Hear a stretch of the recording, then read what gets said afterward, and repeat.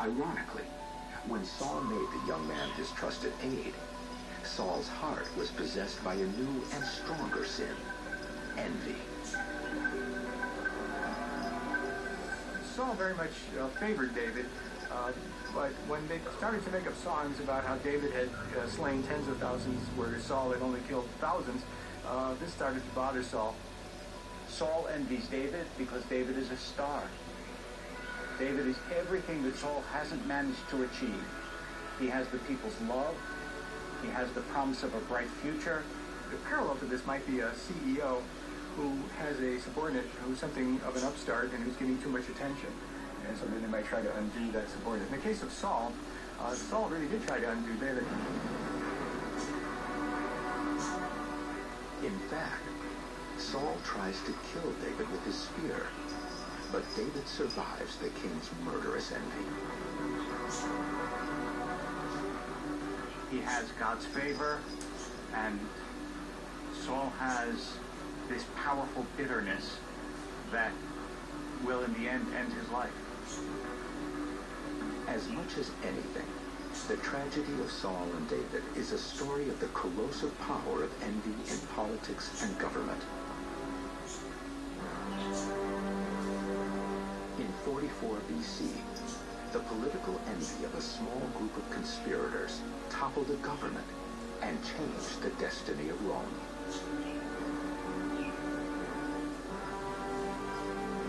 Gaius Cassius and Marcus Brutus led a plot to assassinate the dictator Julius Caesar.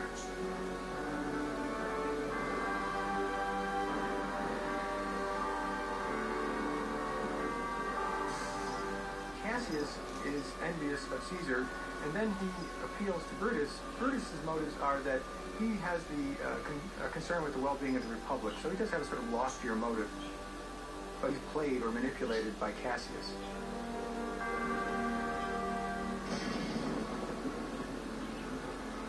Dante, in his epic vision of hell, sentences Cassius, along with Brutus and Christ's betrayer Judas, to the very center of hell.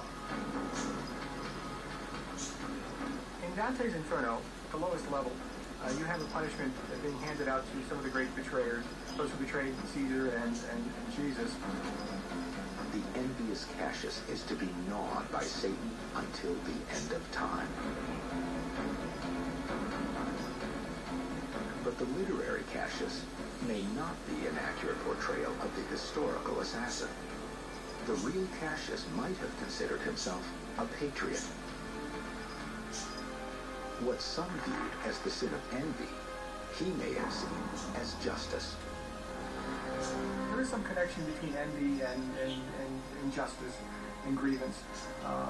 But there's always a challenge as to what is the line that should be drawn in terms of what qualifies as a genuine grievance, what qualifies as a genuine injustice. I suppose if you're on the receiving end of the injustice, you're quick to point out where the lines are. 1789.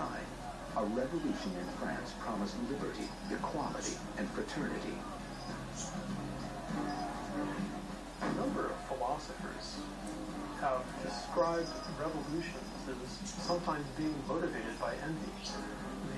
The common people who are not allowed to share in the wealth of the aristocracy might be motivated to have what the aristocrats have, or to pull down the aristocrats so there's no longer this gulf separating the two social classes. The French Revolution would ultimately lead to the Reign of Terror. 40,000 people sent to the guillotine, many for simply being aristocrats. In 1970, another revolution overthrew the Russian Tsar. Over the next 60 years, communism would spread across the world, murdering millions, but promising fairness and equality. Yet envy thrives in a worker's paradise as easily as the serpent in Eden.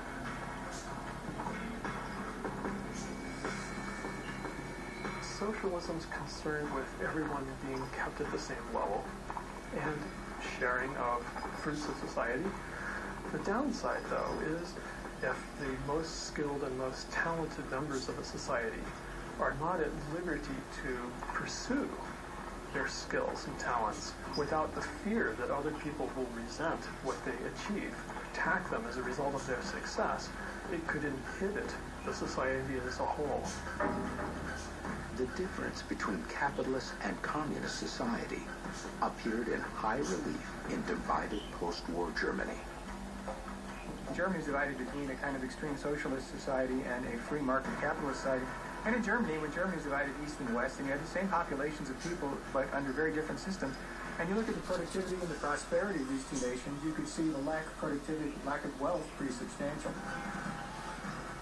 Revolutionary governments and dictatorships have tried to destroy envy and failed. While some believe that sin is a choice, others say it's hardwired.